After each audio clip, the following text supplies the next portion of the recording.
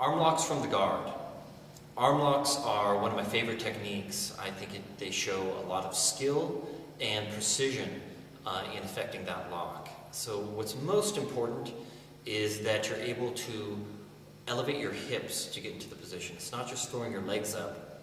It's really about elevating your hips and then locking down with your legs. You'll see what I mean. So TJ's in my guard.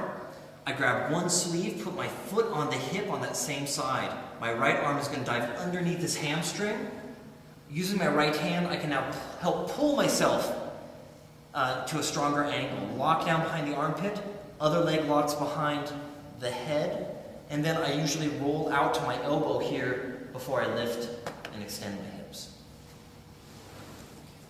Grab the sleeve, foot on hip, hand dives underneath. The foot on the hip enables me to lift and then lock down with that leg before I swing the other leg over the head, not crossed at this point, independent action with the legs, and then come up into the submission.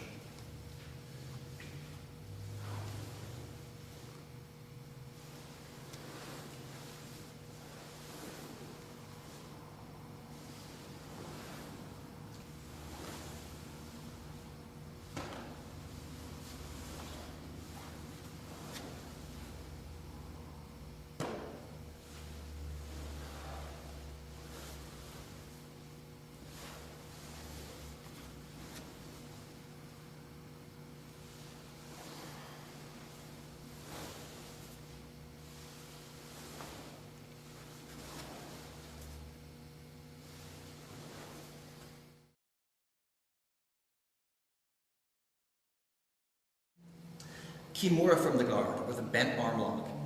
Very high percentage submission, and once you tap into seeing it, it's there all the time. So I take my right palm, put it on his wrist, uncross my ankles, move my hips back, sit up, grab my own wrist. Now I drop my elbow so I can use my body weight to off balance him. Move my hip out once, then twice, throw the leg over, pull in with the heel, as I rotate my whole body. Have to uncross the ankles so I'm able to sit up properly.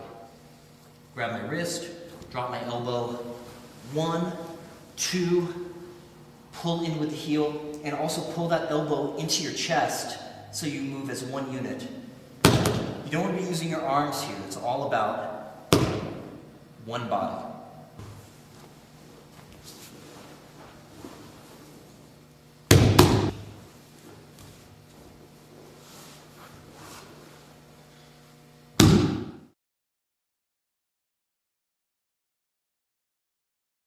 From the Kimura,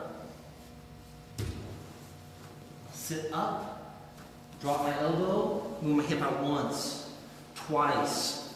He straightens that arm, I catch it in between my shoulder and my neck.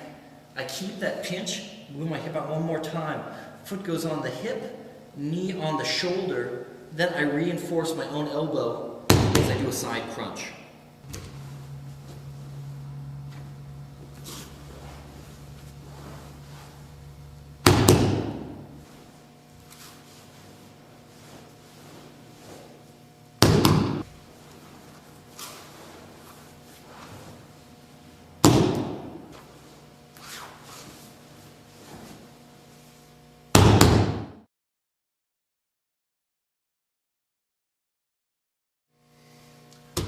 Arm lock from the mount.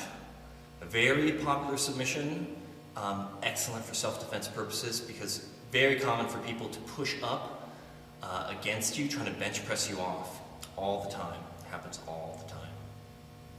So TJ pushes me up, and I want to get my hands into position.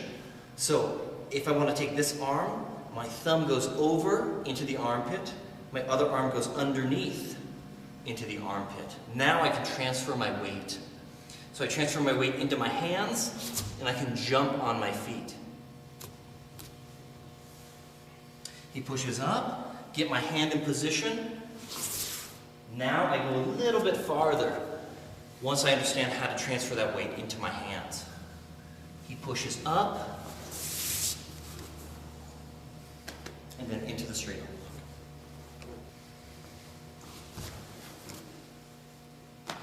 We can also do this arm lock sequentially.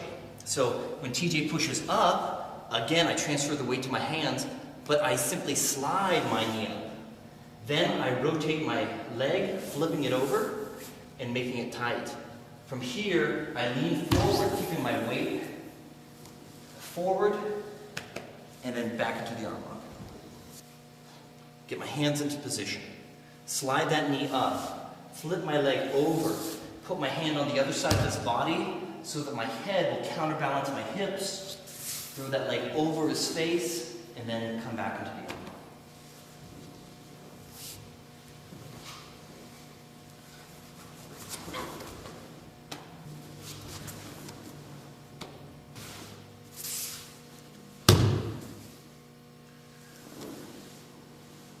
Now when TJ pushes up, I'm going to slide that knee up all the way to his head or a little bit past. That's how far we want to go.